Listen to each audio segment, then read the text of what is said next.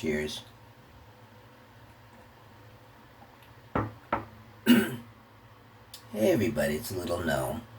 Um, this is a follow-up video to the last video I posted, which was about just an update about my personal life. This is going into details about uh, the recent event of the former friend of mine who blocked me.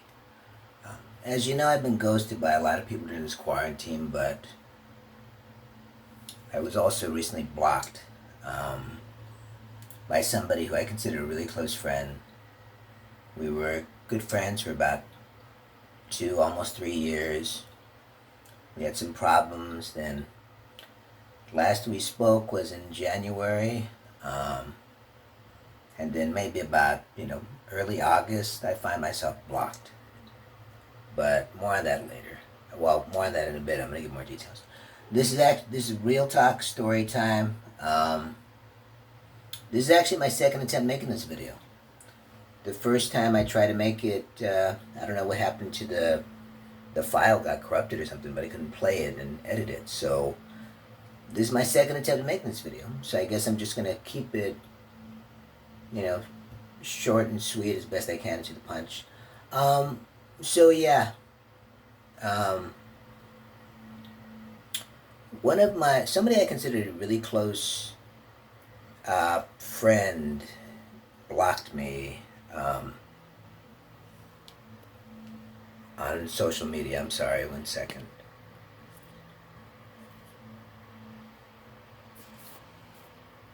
Yeah, sorry about that. There was something wrong with the camera, so I had to adjust something. But I'll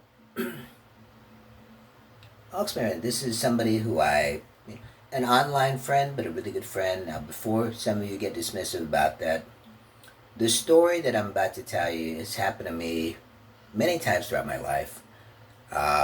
Online friends, in-person friends, etc. Well, this was somebody I considered a really close online friend for about 3 years. We even added each other as siblings on social media. And, that all went downhill maybe about less than a year ago. And it all went, well, maybe about a year now, but it all went downhill when she got into a new relationship. Now, that's familiar territory, I know. Let me explain a bit about this. There's already a mistrust of cross-sex, cross-gender friendships, and or at least friendship with the sex and or genders you're attracted to. There's already a mistrust of that in our society. But another ingredient, and I'm not absolving my friend of anything, I think this is definitely a betrayal, and I think she had full agency. But another factor is there's a certain form of male entitlement I've noticed in our society, and it's common in a lot of hetero-oriented relationships. I've noticed a lot of men, when they get in a relationship with a woman, suddenly they seem to think they're in charge. They seem to suddenly think, I'm in charge now. I get to tell. They seem to think that they get to decide who their female partner associates with, who they talk to, how much time they spend with them, etc. It's something I've never understood myself, even though I'm a male. It's something I've never partaken in. That's not how I operate, but it is common, though. And at least it's how it seems. And a lot of women are complicit with this. And I think that was a factor in what happened to my friend and me. But more about that. So, story time. How did this happen? Well, about 4 years ago, I've done the math, so it was about 4 years ago. Social media, we met online, and we just clicked. Liked a lot of the same music, etc. Got to know each other, and then just kind of hit it off.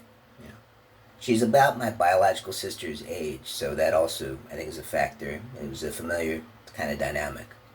But we became really good friends. I was obviously still with my partner, And she was in a romantic relationship at the time, and didn't seem to be a factor. I mean, I know it wasn't the happiest relationship, and she eventually got out of it, but, I can say a lot of things about her old partner, but at least he respected our friendship, and I respected their relationship too, and I never disrespected it, although I knew she wasn't fully happy with it. But, we had a really strong friendship going on for about 3 years. Eventually, she decided she wasn't happy with her partner and decided to break it off, and also decided to move out. And that's a prerogative, more power to her, wished her well. But that's when things changed, when she was, when she moved out and she was on her own, etc. There was this one guy who she had, was a friend who she had talked to before, and she kind of had a crush on him, and he kind of had a crush on her. He came from kind of a similar relationship situation as she did. Well, about the time she moved out, he contacted her, and it turns out that he was available, and so they started to see each other, and there's nothing wrong with that. But here's the thing: there were some red flags from the beginning. For one thing, he wanted her to move in with him within 2 weeks of seeing each other, which, in my experience, it's a huge red flag. It's usually a control thing. And, the other thing is he would guilt trip her when she couldn't come see him. So that was also kind of a red flag. And that's a manipulative streak. And the other thing is that whenever she did go to see him, even if she spent all day with him, it was exclusively between the two of them. Now, I know that partners need to have their quality time with each other. I'm not against that at all. But when you're spending 8 hours, 12 hours with, your significant other, I think it's okay to chat a bit with your friends here and there, as long as you give the quality time to your partner and, they get the priority. I think it's okay to squeeze other people in. I do that. My fiance does that. We do pretty well. But, so there were just and there were questionable things about his old relationship too, some unanswered questions. His story was full of holes, so there were red flags on his part. And here's the thing, here's the thing that was alarming. Her behavior began to change. She said no to moving in with him, the 2 weeks, but she ended up moving in with him within about a month, practically moving in. When she hung out with them, it was exclusively the two of them, so communication between us decreased, and she got into the habit of dropping our conversations. Like, we'd be, texting back and forth and stuff, and it'd be, what's going on? Maybe, the afternoon, and I wouldn't get a response till 24 hours later, or maybe sometimes 3 or 4 days later, which was not a typical habit of hers until this happened. And, we didn't necessarily have to talk every day, but that was a new thing. And so our friendship began to change, and her behavior began to change. It's like she became a completely different person. It was all about him from then on. She didn't hang out with any of her friends, she didn't do things on her own. It was always what he wanted to do, his friends, etc. And she became engaged to him within 3 months, which I thought was way too premature. And, this is after already some red flags are popping up. She can do what she wants, but, obviously I couldn't condone that. There were other things which I feel like I'm going to be respectful and not share. But our friendship began to go downhill, and we had discussions about it. I knew that if I went on the attack, as far as he's concerned, I knew that wouldn't go anywhere. But I did try to get her to stop and think about some of her actions. I did point out new things that she did that I felt were, I felt as her friend I was getting the brush off. So that was something I noticed. I also noticed that she was a lot more private now when it came to talking, evasive about certain things. So that was new. Before that, we were pretty open with each other. It was almost like she was hiding something, even though I knew she was in a relationship. And it's like, you don't have to hide that, but I don't know. suspect that she also had some uh, negative intuition about her relationship too. Uh, but anyway, so our friendship began to go by the wayside. More drop conversations, less conversations, and eventually it got to the point where she pretty much only talked to me when she was at work, which that was unhealthy. And you know, I know it wasn't just with me. I know that she hadn't done anything with any of her other friends for a long time. It was all about him and exclusively him, and he seemed to, you know, he seemed to like that. So eventually, come January of this year, I told her like, "Hey, I feel like I'm being thrown aside, you know, by somebody who's one of my closest friends."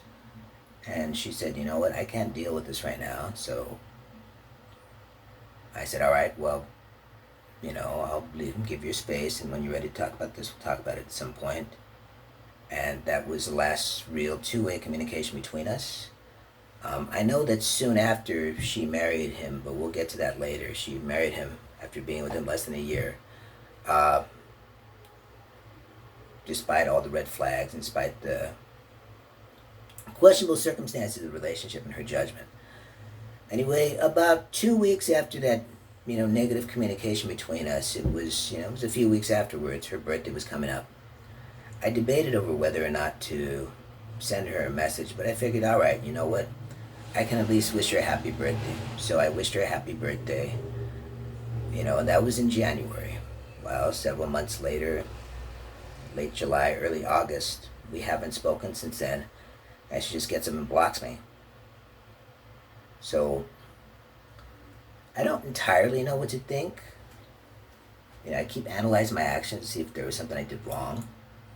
But the only thing that really, the only time things changed between us was when she started seeing this guy.